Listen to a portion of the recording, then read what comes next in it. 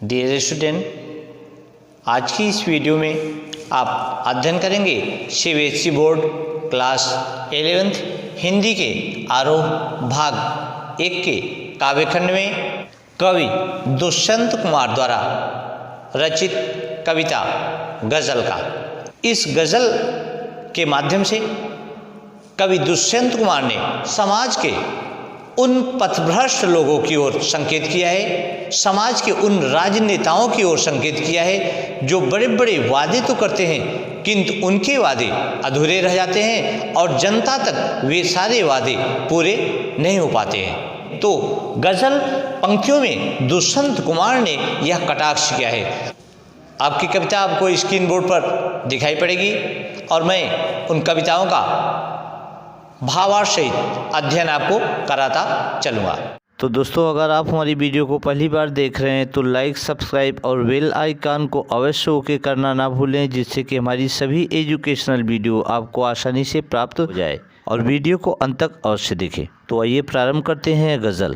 प्रारंभिक पंक्तियाँ कुछ इस प्रकार से हैं कि कहाँ तो तय था चिरागा हर एक घर के लिए, कहाँ चिराग मयसर नहीं शहर के लिए, यहाँ दरख्तों के साए में धूप लगती है, चलो यहाँ से चलें और उम्र भर के लिए, कहाँ तो तय था चिरागा हर एक घर के लिए। तो देखिए, यहाँ पहले कठिन शब्दों को देखते हैं।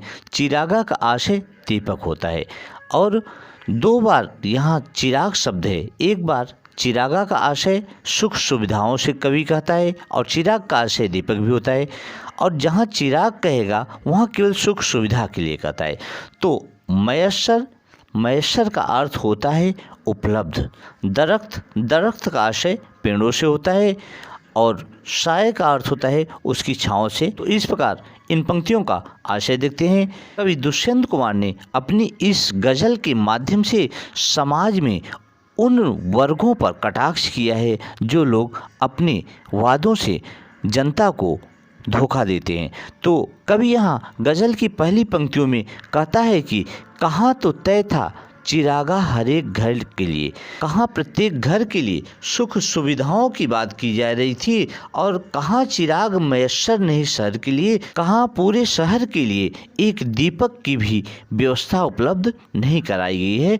तो यहाँ कवि ने मौजूदा समाज पर, मौजूदा शासन पर कटाक्ष किया है। तो इस प्रकार से आप इन पंक्तियों को समझ सकते हैं कि कवि कहना चाहता है, उसका आशय है कि जो लोग वादे तो बहुत करते हैं कि हम एक प्रत्येक घर घर में दीपक अर्थात सुख सुविधाएं, रोशनी उपलब्ध कराएंगे, और उनके वादे खोखले होते हैं और शहर में एक घर के लिए भी वो सुविधाएं उपलब्ध नहीं हो पाती हैं। तो इस प्रकार से कवि अपनी भावनाओं को व्यक्त कर रहा है।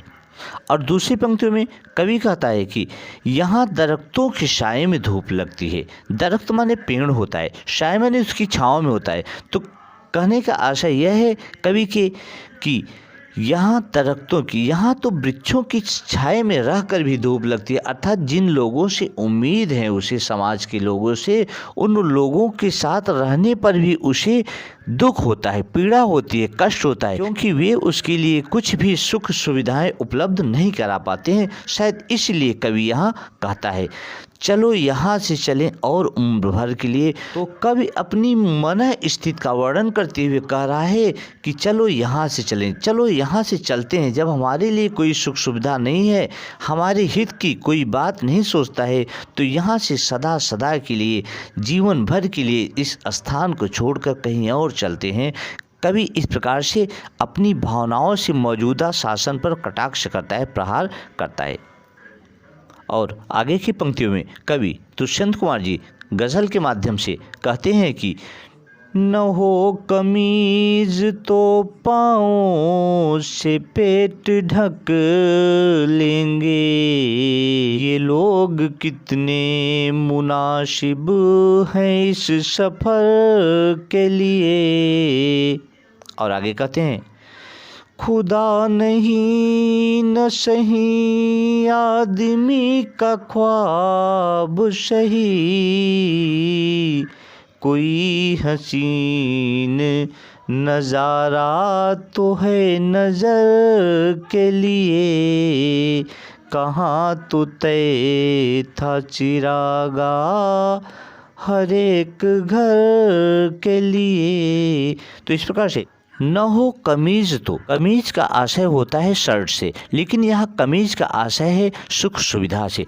तो कवि कहता है कि न हो कमीज, तो जिन लोगों के पास कमीज ना हो तो वे क्या करते हैं, वे अपनी आवश्यकता की पूर्ति अपने पाँव से अपने पेटों को ढक कर लेते हैं। यहाँ कवि यह कहना चाहता है कि लोगों के पास जब सुख सुविधाएं नहीं रहती है तो जो उनके पास है उसी से वे अपने तन को ढकते हैं। उसी प्रकार से समझिए, जैसे कहा जाता है कि जितनी चादर हो उतना ही पाँव फैलाना चाहिए। तो यहाँ कवि कहना चाहता है कि जिन लोगों के पास, जिन कमज़ोर गरीब लोगों के पास तन ढकने के लिए, शरीर ढकने के लिए एक वस्त्र भी नहीं होता है, वे उस मुश्किल में, उस मजबूरी में अपने पाँव से अपने उस शरीर को, अपने उस पेटों को ढकने की कोशिश करते हैं, अर्थात सब कुछ सह लेते हैं, सहन कर लेते हैं।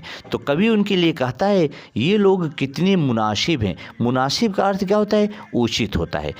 तो ये लोग कितने, कवि कहना चाहता है ये लोग कितने उचित हैं इस सफ़र के लिए, जो जीवन का ये सफ़र है, इस मुश्किलों का जो सफ़र है उसके लिए ये लोग कितने अच्छे हैं। अर्थात ऐसे ही लोगों की आवश्यकता समाज को होती है।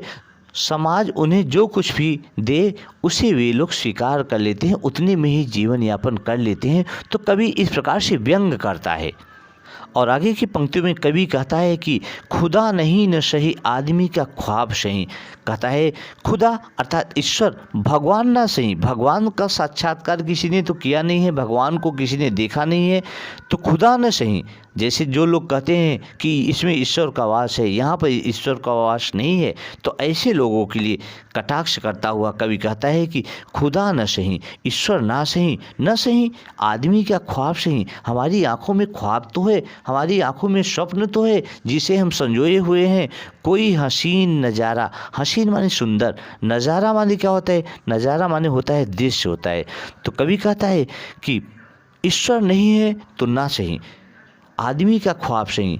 मनुष्य की आंखों में वह ख्वाब तो है, वह स्वप्न तो है, वह नज़ारा तो है। अर्थात हमारी आँखों को जो सुंदर लगे ऐसा कोई नज़ारा है जिसे देखकर हमारी आँखें संतुष्ट हो सकें। ईश्वर नहीं है तो ना सही, ऐसा कवि अपने विचारों को प्रकट करते हुए कह रहा है।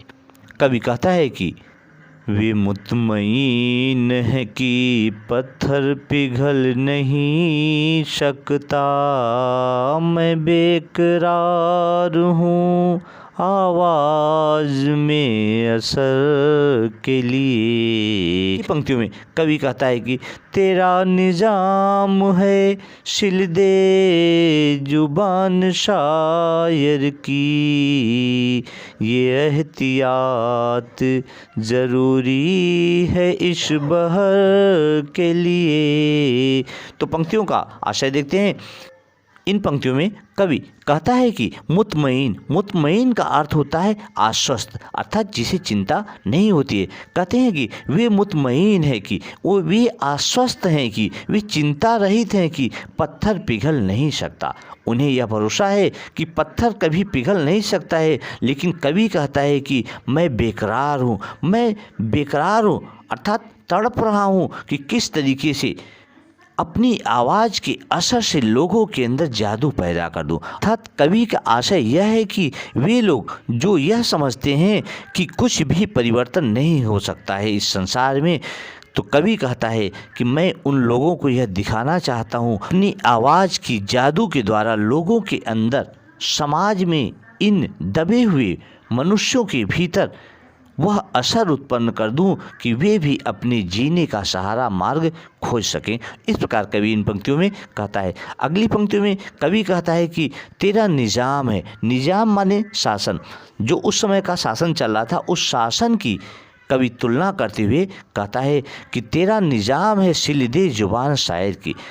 तो सिल दे अर्थात बंद कर दे, जुबान उसकी आवाज़ जो होती है, जो उसके बोल होते हैं, जो बुराई के प्रति आवाज़ उठाई जाती है, तो वो शायर की, शायर अर्थात जो कवि है, निजाम है अर्थात तेरा शासन है, सिल दे जुबान शायर की। तू चाहे तो मेरी इस कविता की अर्थात कवि की जुबान को भी बंद कर सकता है क्योंकि तुम्हारा शासन है। ये एहतियात जरूरी है इस बहर के लिए। बहर माने क्या होता है? बहर माने होता है छंद अर्थात जिसे कविता कहते हैं। तो कवि कहता है कि तुम्हारा शासन है, तुम चाहो तो इस कवि की जुबान को भी बंद कर सकते हो, जो तुम्हारे खिलाफ वह अपनी आवाज़ अपनी कविता के द्वारा उठा रहा है उसे भी तुम क्या कर सकते हो? रोक सकते हो, बंद कर देते हो। किंतु कवि यह भी कहता है कि यह एहतियात जरूरी है इस बहर के लिए, यह इस कविता के लिए बहुत ही ज़रूरी है, आवश्यक हो गई है। तो इस प्रकार से कवि कहना चाहता है कि तुम चाहो तो मेरी कविता को रोक सकते हो, मेरे छंद को रोक सकते हो। छंद का मतलब क्या होता है? बंधन होता है।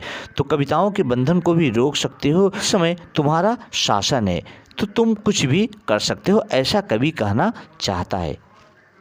और गज़ल की अंतिम पंक्तियों में कवि कहता है कि जिए तो अपने बगीचे में गुलमोहर के तले, मरे तो गैर की गलियों में गुलमोहर के लिए।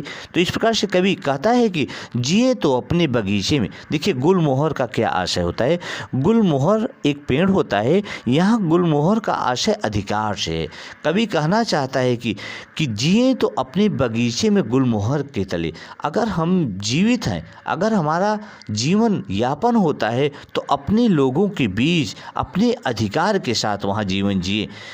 और मरे तो गैर की गलियों में, अगर मृत्यु भी होती है तो गैरों की गलियों में भी अगर मृत्यु होती है तो गुलमोहर के लिए, तो उन लोगों के लिए की भलाई के लिए हमारा जीवन हो, और हमारा जीवन तो उन लोगों के लिए सार्थक होनी चाहिए जो कमज़ोर हैं, नहीं है, जिन्हें समाज ठुकराता है। तो इस प्रकार से कवि कहना चाहता है कि अगर हमारा जीवन होता है तो हमारे लोगों के बीच हो, हमारे अधिकार के बीच हो, तो गुलमोहर उसको कहता है। दूसरी पंक्तियों में गुलमोहर के लिए कहता है कि अगर हम कभी मरते भी हैं, मौत भी आती है, तो ईश्वर हमें ऐसे लोगों की सहायता के लिए हमारी मृत्यु आए जो समाज में हमेशा ही दीन और दुखी हैं। तो इस प्रकार से दुष्यंत कुमार ने अपनी गज़ल के माध्यम से समाज में एक शोषित वर्ग पर, उच्च वर्ग द्वारा शोषित वर्ग पर किए जाने वाले शोषण का यहाँ वर्णन किया है।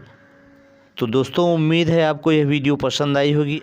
अगर यह वीडियो आपको अच्छी लगी हो तो अपने अपने मित्रों को, दोस्तों को शेयर करना ना भूलें तथा सब्सक्राइब, लाइक और बेल आइकन को ओके करना ना भूलें। तो आज के लिए बस इतना ही। Thank you so much.